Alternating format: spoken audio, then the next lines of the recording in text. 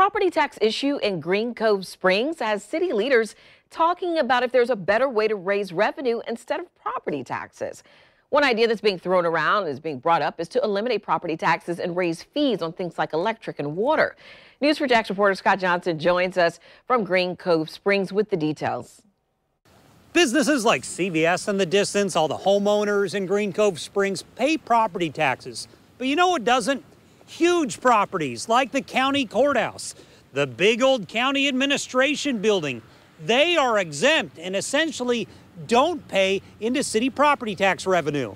Cove Springs is the county seat in Clay, and as a result, much of the county government is housed here, along with City Hall and churches. There are a lot of buildings that are simply exempt from property taxes. That is one reason why City Councilman Mitch Timberlake brought up the idea of changing revenue streams to pay for city government.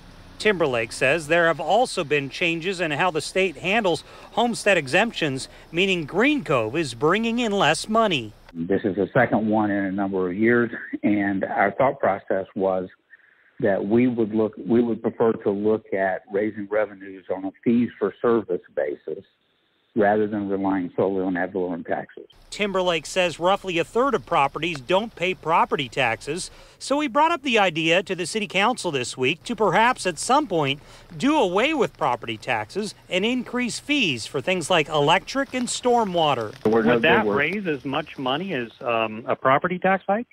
Yes. It would? While the idea is to make funding city government a process that's more fair, not everyone I talk to supports the idea. I wouldn't like it. Why not? Well, because I live in an apartment. You live in an apartment, so you'd prefer it stay the way it is? Yes.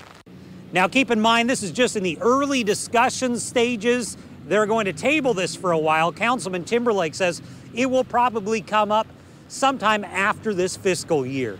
In Cove Springs, Scott Johnson, Channel 4, the local station.